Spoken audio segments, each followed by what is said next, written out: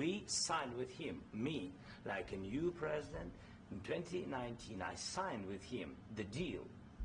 I signed with him, Macron and Merkel, we signed ceasefire. Ceasefire. All of them told me that he will never go. We signed with him gas contract. Gas contract. Yes, but after that, he broken this ceasefire. He killed our people and he didn't exchange prisoners. We signed the exchange of prisoners, but he didn't do it. What kind of diplomacy, JD, you are speaking about? What do you mean? I'm talking about the kind of diplomacy that's going to end the destruction of your country. Yes, but if you Mr. President, with respect, I think it's disrespectful for you to come into the Oval Office and try to litigate this in front of the American media. Right now, you guys are going around and forcing conscripts to the front lines because you have manpower problems. You should be thanking the President for trying to bring an end to this conflict. Have you ever been to Ukraine that you say what problems we have? I have been to. Count once. I've actually watched and seen the stories, and I know what happens is you bring them on a propaganda tour, Mr. President. Do you disagree that you've had problems bringing people into your military? And do you think that it's respectful to come to the Oval Office of the United States of America and attack the administration that is trying to prevent the destruction of your country? A lot of questions. Let's start from the beginning. Sure. First of all, during the war, everybody has problems. Even you, but you have nice ocean and don't feel now, but you will feel it in the future. God bless. You don't know that. God bless. You don't God know bless. that. You will not have a war. Don't tell us what we're going to feel.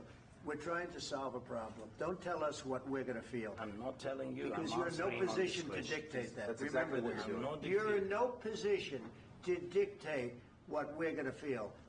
We're going to feel very good. You will feel influence. We're going to feel very good and very strong. You will feel influence. You're right now not in a very good position. You've allowed yourself to be in a very bad position, and he happens to be right about it. From the very beginning of the war. You're not in a good position. You don't have the the cards right now.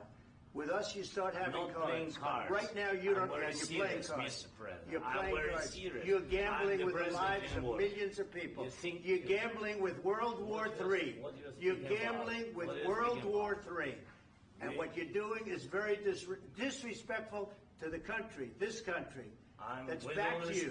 Far more than a lot of people said they should have. Have you said thank you once? This A lot entire of meeting? times. No, in this Even entire meeting, today. have you said thank Even you? today. You went to Pennsylvania and campaigned for the opposition in October. Offer some words of appreciation for the United States of America and the president who's trying to save your country.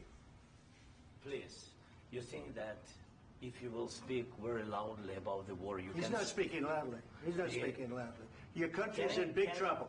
Can I Wait a answer? minute. No. Can You've I done a lot answer? of talking. Your country is in big trouble. I know. You're not I winning. know. You're not winning this. You have a damn good chance of coming out okay because of us. Mr. President, we are staying in our country, staying strong from the very beginning of the war. We've been alone, and we are thankful. I said thanks You haven't in been this alone. cabinet. You and haven't not been only alone. in this We cabinet. gave you, through I this said thank stupid you. president, $350 billion.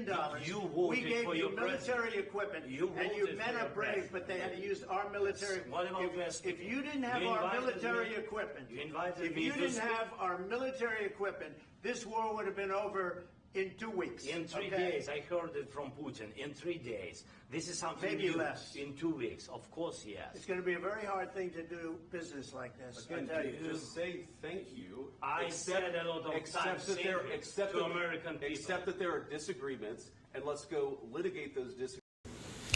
As you all clearly seen, like I did, that meeting was absolutely disrespectful. And they belittled him on all levels. And I just had to stop the recording. I couldn't watch the rest of the interview. However, after, reviewing that and knowing the history that I've learned in these last couple of years, Trump really think he's going to be able to do business with Putin. Putin is a man parallel to him. And maybe a little worse, because I don't think Trump's really killed anybody in his lifetime or unalived. Because Putin is a true unaliver. You know what I'm saying? And he did it. He was the KGB. He became president in May of 2012, and he said he will not come out of office.